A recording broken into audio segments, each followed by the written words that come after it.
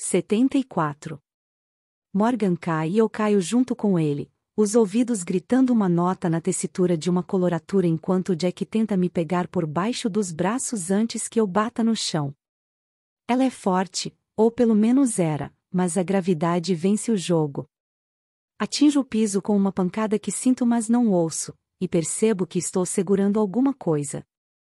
Lorenzo está ao meu lado, a respiração quente no meu rosto.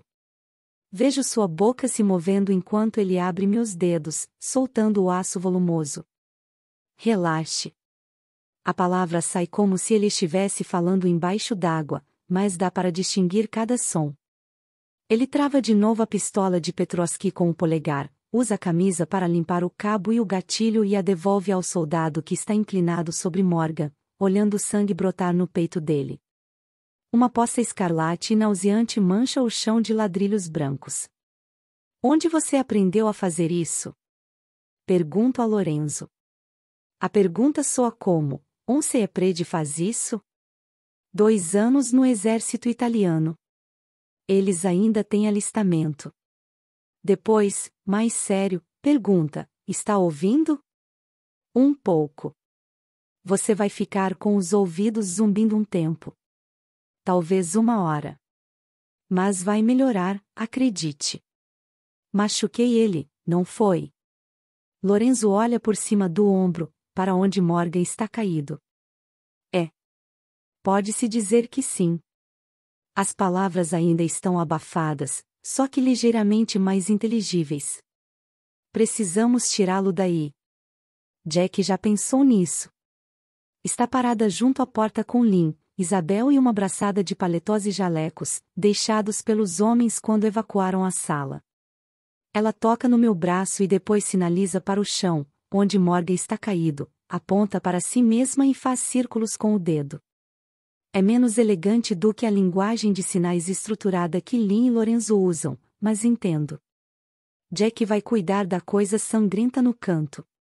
Ligeiramente recuperado do choque, fico pensando se ele vai se recuperar de verdade. Petrovski ajuda Lynn e Isabel a virar Morgan e enrolá-lo em roupas enquanto Jack começa a limpar a sala. É uma cena de um filme trash, sangue no chão e uma feia mancha no estilo de um teste de Rorschach na parede atrás de onde Morgan estava mantendo Lorenzo na ponta da agulha. Lorenzo vê minha expressão e explica: calibre .45, Gianna. Você abriu um buraco nele do tamanho do estado da Virgínia. Matei ele, não foi? Não é realmente uma pergunta, é mais uma ajuda para processar. Matei. Matei um ser humano. É, diz ele, baixinho. E precisamos ir embora. Todos nós. Lorenzo e Petrovski arrastam o corpo sem vida de Morgan LeBron para a maca e o empurram para fora. Vejo a porta da sala deslizar se abrindo e depois fechando. 1 minuto depois, eles estão de volta ao laboratório principal, sem a maca. Nós 6 trabalhamos em silêncio com água sanitária e panos, limpando a sujeira das paredes e do chão, jogando uma série de trapos encharcados de sangue num grosso saco de plástico que Lynn pegou num armário de suprimentos. De vez em quando ela e Isabel sinalizam uma para a outra. Não entendo, mas o que elas dizem parece reconfortante, esperançoso. Quando não resta nada além do cheiro de cloro, saímos e lavamos da nossa pele o que restou de Morgan. Lynn desaparece e volta com 6 jalecos limpos, que ela distribui. Não preciso de mais do que uma olhada na minha roupa para perceber por que preciso cobri-la. Todos os outros parecem igualmente sujos. Viro-me para Petrovski. Você pode tirar a gente daqui, passando pela segurança? Nenhum dos 6 pares de ouvidos escutou o intruso, o gigante que agora está entre nós e a saída. Ah, merda, penso. Talvez tenha dito em voz alta, talvez não, mas ouço, claro como uma sirene antiaérea.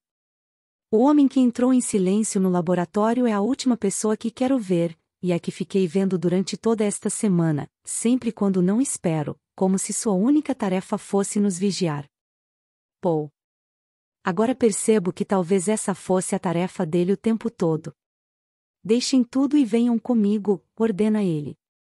A mão de Petrovski vai até a ponto 45 em sua cintura, e eu sigo o olhar de Lorenzo acompanhando o movimento. Não seja estúpido, Dr. Rossi, diz Paul. Abro a boca para falar.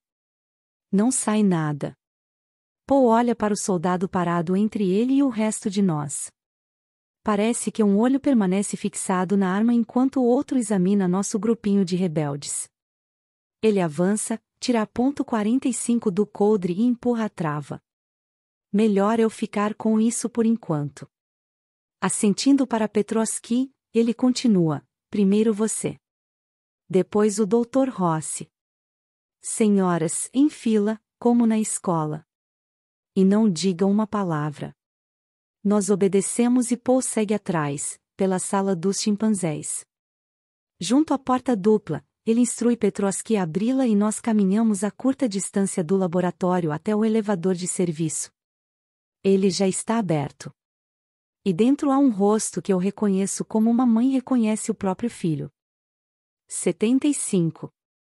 É como se a porta do elevador fosse a boca do inferno, até mesmo com o alerta medonho. Abandonai toda a esperança, gravado onde deveriam estar os números acesos. Mesmo assim, eu entro atrás dos outros. Dane-se a esperança. Esse é o meu filho. Steven cambaleia até mim, de súbito mais menino do que homem. Em 2 dias ele emagreceu e os ossos das costelas estão pronunciados sob minhas mãos enquanto eu o puxo para perto. Para onde quer que Paul esteja nos levando, vamos fazer essa viagem juntos. Paul nos interrompe, separando gentilmente o abraço. Mais tarde a senhora terá tempo para isso, doutora M.C. Cleland. Quando chegarmos ao térreo, não levantem os olhos e não falem. Ele tira 3 pulseiras pretas do bolso do quadril e as entrega a mim, Lorenzo e Petrovski. Ponham isso. De jeito nenhum, diz Lorenzo. Nem pensar, porra. Petrovski fica pálido, balançando a cabeça. Elas são de plástico, explica Paul. Só façam isso. O sargento Petrovski não pode tirar vocês daqui. Mas eu posso. Desde que me obedeçam. Prendo a argola no braço enquanto a porta do elevador se fecha sibilando. Os homens fazem o mesmo. Olho interrogativamente para Paul. Diga. O que está acontecendo? Pergunto, me preparando para a dor familiar. Mas não sinto dor. Confiem em mim. Mantenham a cabeça baixa e, não sei, tentem parecer abatidos até passarmos pela segurança. Nenhuma das pessoas no elevador, inclusive eu, como percebo ao ver meu reflexo na parede de aço polido, precisa fingir abatimento. Olho o relógio de Lorenzo e vejo que são 2 da manhã. Mas a impressão é que passou um ano inteiro desde que Morgan nos trouxe de volta na tarde de ontem. Paul aperta o botão do térreo. Quando sairmos, fiquem em fila e entrem na traseira do furgão. A subida parece demorar uma eternidade. Certo, diz Paul. Primeiro as damas. Saímos. Lynn, Isabel, Jack e depois eu. Sinto alguma coisa me comprimindo as costas quando saio do elevador, e por um momento breve e irracional penso que é o cano da ponto 45 de Petrovski, mas é uma coisa quente e tranquilizadora, a mão de Lorenzo. Ele sussurra, estou bem aqui, Gianna. Onde havia 2 soldados, agora conto 10 pares de coturnos lustrosos. Um par avança num passo vigoroso. Não posso deixar que eles saiam. Senhor, diz uma voz. Ordens do Dr. LeBron.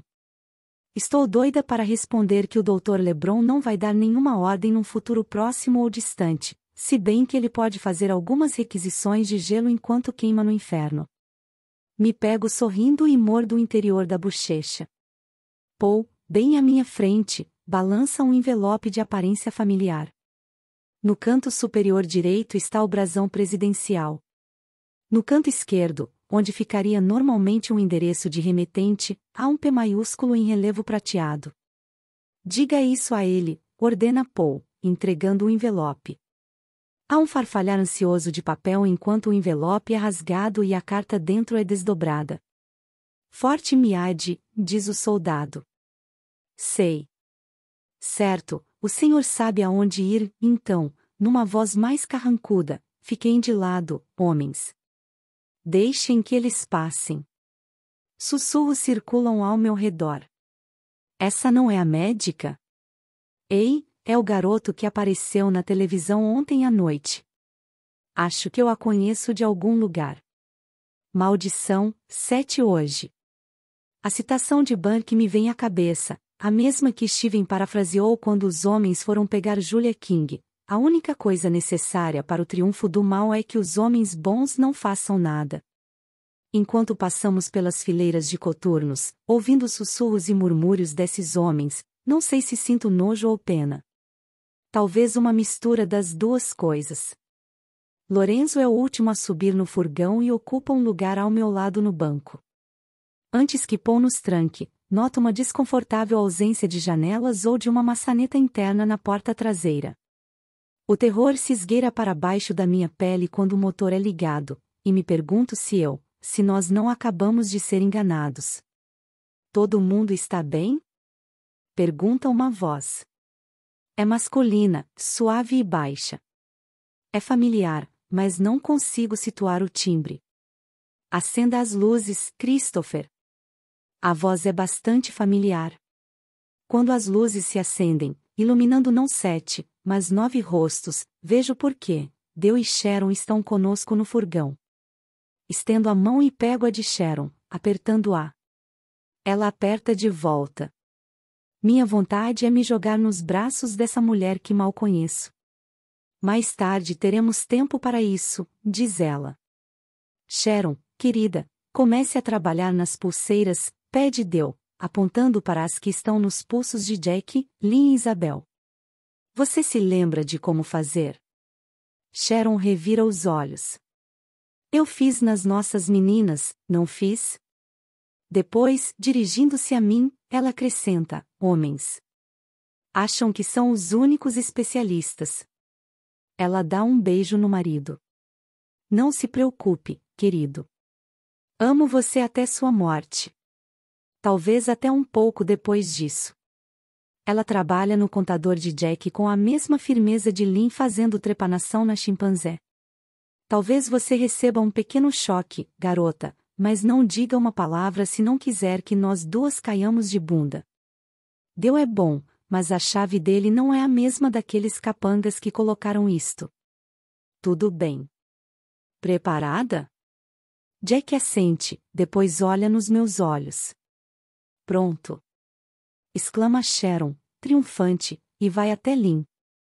As primeiras palavras a saírem da boca de Jack são exatamente as que eu espero, puta que pariu. Isso foi pior do que aquele retiro de meditação de merda onde eu fui 20 anos atrás. A mesma velha Jaco, penso, e falo com ela, falo realmente com ela, pela primeira vez em 2 décadas. 76. Quando pegamos a estradinha de terra que serve como entrada de veículos dos Rei, Dale e Sharon já deram uma ideia geral de tudo, a bem-sucedida infiltração de Paul, a falsa prisão de Dale e o resgate de Steven. Essa parte foi fácil, diz Sharon. Eles estavam um andar abaixo do laboratório, junto com os caras do exército que acharam que podiam tomar o prédio. Não deu certo. Esses rapazes têm mais coragem do que miolos. Ela fita Petrovski, que está olhando para a frente, inexpressivo. Desculpe, não estava falando de você, soldado. Pelo modo como os olhos dela se movem para cima e para a esquerda, sei que é exatamente dele que ela estava falando. Ele se saiu bem, Sharon, digo, vendo um brilho de confiança nos olhos de Petrovski. Paul desliga o motor e dá a volta para nos deixar sair. Quando ele ajuda a Lynn a descer, a mão pequenina dela desaparece na dele. Os dois juntos criam uma imagem ridícula no estilo de King Kong. Lorenzo salta fora e estende os 2 braços para mim. Jean? A voz de Patrick corta o ar noturno ao mesmo tempo que me deixo cair contra Lorenzo. Em seguida, me solto e atravesso a estrada de terra até o meu marido, sentindo-me puxada nas 2 direções, como se fosse rasgada ao meio. Graças a Deus, amor! Exclama Patrick, me abraçando. Quando Steven aparece, nós três permanecemos num abraço triplo até que Paul precisa interrompê-lo. Mais tarde, diz ele. Alguns de nós têm uma noite longa pela frente. Minha noite longa começa com uma verificação rápida das 3 crianças adormecidas num colchão de ar na sala de Sharon Hay. Termina quando desmorono no espaço vazio ao lado de Sonia. A última coisa que sinto antes de o sono me levar é o peito minúsculo dela subindo e descendo sob meu braço. A última coisa que escuto é Paul, na cozinha dos Hay, fazendo os planos para minha fuga. 77. Neste último dia os fatos se sucedem assim. Patrick dá um beijo de despedida, primeiro nos gêmeos, depois em Sonia, em seguida em mim e finalmente em Steven. Dedica uma atenção especial a Steven. Acho que a gente nunca se esquece do primogênito. Não os ama mais do que os outros, porém o elo é diferente, primal. Enquanto ele se afasta de carro com o frasco do soro escondido na pasta, fico feliz porque não temos mais um cachorro. Já tivemos uma mistura idiota de collie, beagle e pastor, que ficava sentado triste no capacho desde o momento em que Patrick saía de manhã até voltar para casa ao pôr do sol. Acho que eu não aguentaria olhar aquele cachorro esperando. Já é suficientemente ruim para mim. Depois de o carro dele desaparecer, as luzes traseiras brilhando antes da alvorada, passa na minha cabeça uma invenção, um vídeo enquanto as crianças brigam pelo último brownie que Sharon oferece, enquanto Sonia diz aos irmãos, com toda certeza, que sabe que eles estão trapaceando no jogo, enquanto a caneca de Patrick com café pela metade jaz na bancada de pessoas estranhas, o líquido evaporando e se condensando numa borra marrom e grossa. Ainda tem cheiro de merda, esse café americano, mas ainda assim saboreio. Só vou me deitar um minuto, aviso a Sharon, que está fazendo o café da manhã para uma dúzia de pessoas famintas. Ela sinaliza para mim com uma compreensão sombria demais, dizendo para eu usar seu quarto, se quiser. Vou com o resto do meu café para um lugar desconhecido com persianas ainda fechadas e um ventilador de teto zumbindo, monótono. Visualizo Patrick diminuindo a velocidade e parando junto ao portão da segurança, estendendo seu cartão de identificação para o agente do serviço secreto, um homem que usa um pequeno fone branco no ouvido em vez de um distintivo com SS bordado no braço. Patrick estaciona, e eu penso que ele olha para o céu, talvez na direção daquele lugar no leste onde o sol desafia a escuridão. A reunião acontece durante o café da manhã, mas para Patrick deve ser como a última ceia, e ele é o Judas do grupo, passando uma taça envenenada. Esse era o plano, colocar na água. Ou no café. Ou no champanhe que será aberto e servido em delicadas flutes de cristal para 12 convidados ilustres bebericarem enquanto se parabenizam. Um é o presidente Myers. Outro é Bob Myers, milagrosamente recuperado de sua jornada de 6 dias na terra da fazia. Nunca saberei se o dano cerebral era verdadeiro ou inventado, mas, se tivesse de apostar, sei onde colocaria as fichas. Há o reverendo Cal e Thomas, o intimidador. 6 membros do Estado-Maior Conjunto estão presentes, além do Procurador-Geral e do Presidente da Suprema Corte, ambos notórios seguidores do movimento puro. Patrick é o número 13. O Judas Iscariotes do Salão Oval. Enquanto estou deitada na cama, entorpecida pelo giro do ventilador de teto, essas coincidências religiosas parecem engraçadas. Água, vinho, 13 homens. O reverendo Cal e sua insanidade. Dizem que Cristo era uma de 3 coisas: maluco, mentiroso ou mestre. Louco, mau ou Deus. Não posso acreditar que Cal Corbin seja um Deus, nem se acreditasse em entidades divinas. Os deuses podem jogar dados ou não, mas certamente não os enchem com venenos que alteram a mente. Meu café esfriou, mas bebo mesmo assim. Na noite de domingo, foi apenas 12 horas atrás? Patrick decidiu que primeiro colocaria o soro na água e no café. Depois, o que restasse no frasco deixaria de lado para si mesmo, caso houvesse necessidade. Estremeço ao pensar nessa saída, a fuga de Judas, mas Paul me diz que Patrick insistiu. Um grande número de planos bem feitos dá errado. É só isso que posso visualizar. Talvez minha imaginação não esteja à altura da tarefa. Talvez esteja mais do que à altura, vívida como Technicolor e extremamente focada. Afinal de contas, quem quer devanear sobre a morte do marido? Olha o relógio no criado mudo de Sharon. Os ponteiros dizem que está na hora. 78. Não durmo. Não consigo. Então vou com as crianças até o estábulo, olhando Sônia guiar os irmãos num tour. Agora ela está cheia de palavras, um geyser de palavras. Essa é Aristóteles, diz ela, dando um tapinha na égua com uma das mãos e a acariciando entre os olhos com a outra. É um cavalo menina.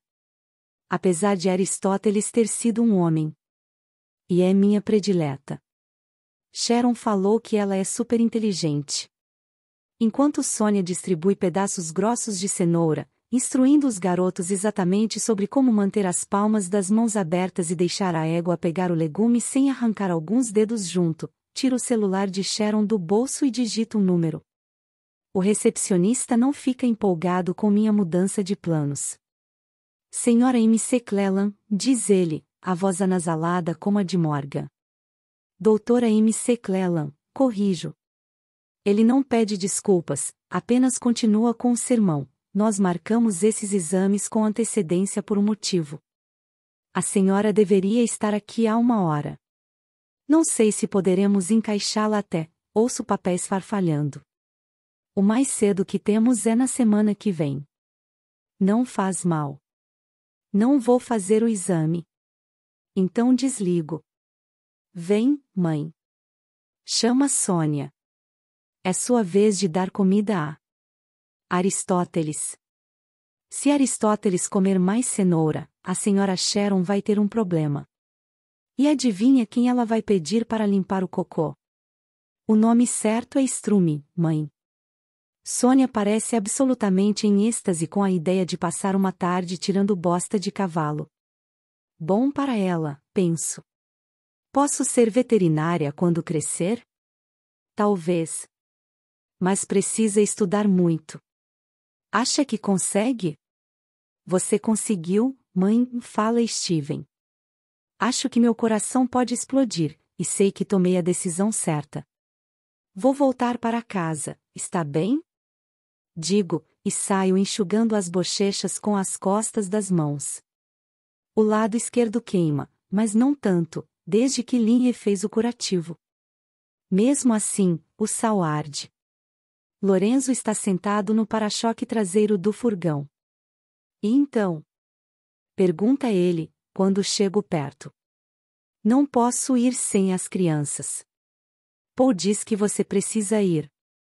Mesmo se, ele faz uma pausa, como se não quisesse pronunciar o nome do meu marido, mesmo se Patrick tiver sucesso, nada vai mudar da noite para o dia. Eles sabem nosso nome. Tem fotos. Precisamos sair do país.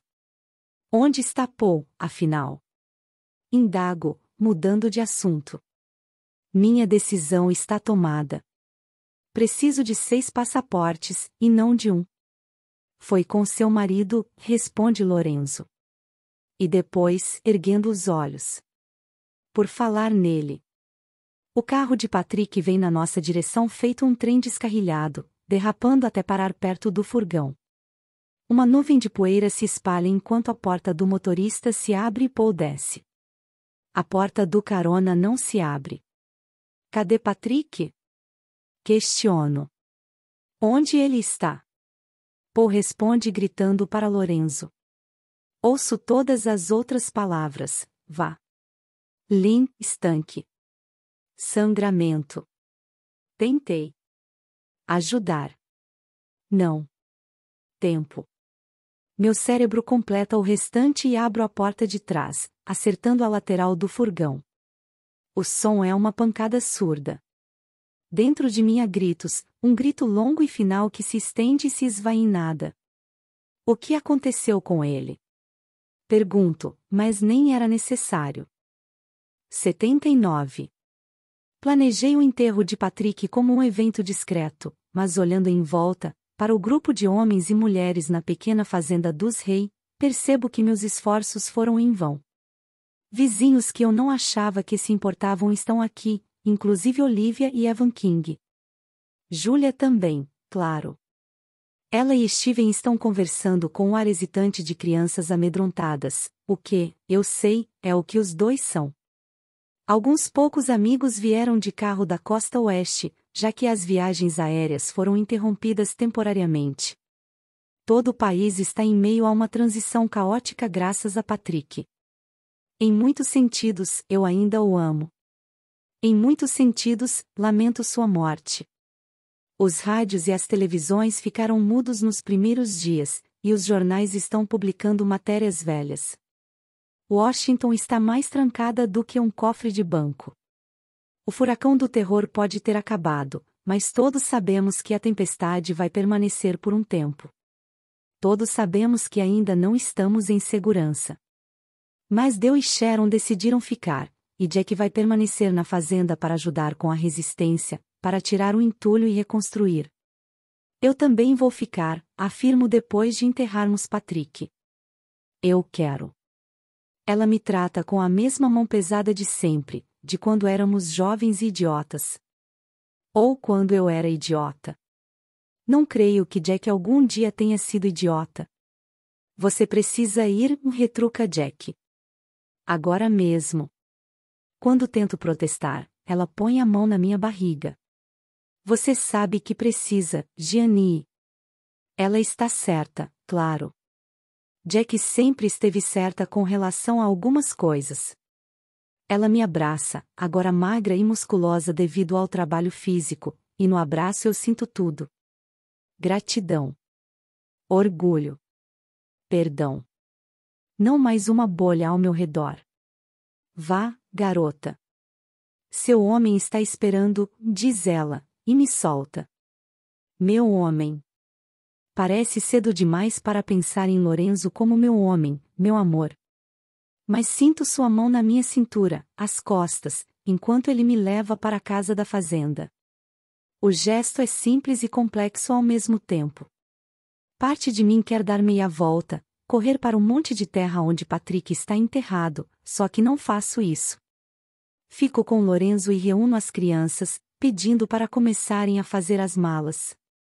Talvez um pequeno pedaço de mim permaneça aqui nesta fazenda. Para fazer companhia a Patrick. Chris Paul apenas balançou a cabeça quando perguntei o que aconteceu no centro da cidade. Mas insisti. É bom ser capaz de insistir de novo, mesmo que a informação seja difícil de escutar. A vida é cheia de pequenas ironias.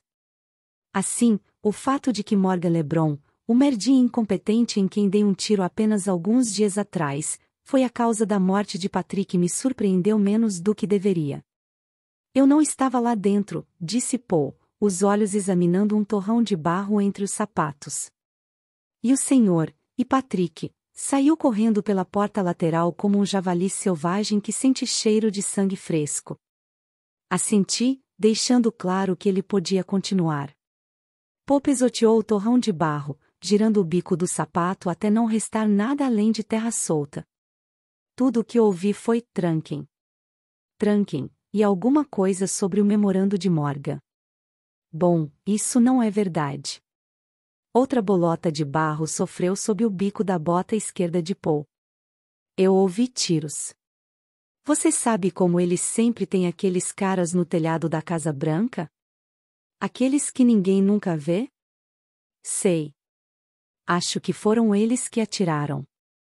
Não tenho mais nada para contar, doutora M.C. Cleland. Jean, falei, segurando a mão dele. Pode me chamar de Jean. Ele se virou para ir embora, os ombros caídos e os punhos enfiados nos bolsos. Depois olhou para trás. Sei de mais uma coisa, Jean. Quando seu marido levou aquele tiro, juro que ele estava sorrindo. Obrigada. Isso basta para mim. E ainda basta. 80. O Canadá esteve quente nos meses de junho e julho enquanto nos atolávamos na burocracia e esperávamos que 6 solicitações de passaporte percorressem as repartições de Montreal. Eu teria gostado de ficar, nem que fosse só durante o verão. Alguma coisa nos lagos e rios, enquanto os dias ensolarados e quentes se esvaíam em noites frescas e calmas, era tranquilizadora. Mas o lar me chamava, e falar francês nunca foi fácil para mim. Além disso, precisava ver minha mãe. O litoral sul da Itália, em comparação, não está nem um pouco calmo. Turistas invadiram nossa cidade sonolenta, e um número ainda maior virá em agosto. Mesmo assim, é o lugar onde quero estar. Lorenzo vem trabalhando em seu projeto dia e noite, desde que chegamos na segunda-feira. Diz que terá o soro pronto no fim de semana, graças às anotações que Paul roubou de sua sala em Washington. Ele prometeu levar as crianças para uma caminhada em Capri quando terminar. Acho que Lorenzo é bom para elas. Ainda que a princípio se mostrasse relutante, Steven passou a tratá-lo como um irmão mais velho. Vou aceitar isso. Nós nos mantivemos a par das notícias desde que atravessamos a fronteira do Maine para o Canadá, e depois o Atlântico, do Canadá até aqui. As rádios e televisões voltaram à vida, as gráficas começaram a cuspir jornais. Mulheres fizeram manifestações em silêncio até que seus pulsos e palavras foram libertados. Jack parece estar à frente de cada passeata. Ela escreve dizendo que, quando estiver pronta, virá nos visitar. Não creio que voltaremos aos Estados Unidos agora, ainda que meu segundo país tenha voltado a ser o que deveria ter sido no ano passado, nem mesmo agora que um novo presidente recebeu as chaves das mãos do antigo, declarando que jamais verá os Estados Unidos repetir os danos causados nos 12 meses anteriores. Como os primeiros 11 homens na linha de sucessão não são mais, o que eram antes que seu soro de afasia atuasse, o trabalho de reconstrução passou justamente para o secretário de Saúde e Serviços Humanos. É engraçado pensar que esse poderia ser o próximo cargo de Patrick. Jack também se ofereceu como coordenadora de campanha. Sua carta da semana passada me relatou tudo sobre as eleições de meio de mandato, contou que o Congresso voltará ao normal, talvez até fique melhor, com tantas mulheres se candidatando. Imagine, Gianni, escreveu ela. 25% do Senado e da Câmara. 25%. Você deveria voltar e entrar nessa. Talvez ano que vem, escrevi de volta. E falei a sério. Mas, por enquanto, Jack só tem meu apoio financeiro e moral. Não estou pronta para entrar na política. Ainda não. Os garotos amam o sol e o clima da Itália. A segunda língua de Sônia está a caminho de ser tão expressiva quanto a primeira, e todo mundo está empolgado com a vinda do bebê. Além disso, gosto de observar as mulheres daqui. Elas falam com as mãos, com os corpos e as almas, e cantam. Esse foi o livro, Vox. Escrito por Cristina Dauscher. A autora é linguista e professora universitária com doutorado pela Universidade de Georgetown. Seus contos figuraram em mais de 100 publicações ao redor do mundo. Ganhadora de diversos prêmios, foi finalista do Bat Flash Award e indicada ao Pushart Prize. Ela vive em Norfolk, Virgínia, com o marido.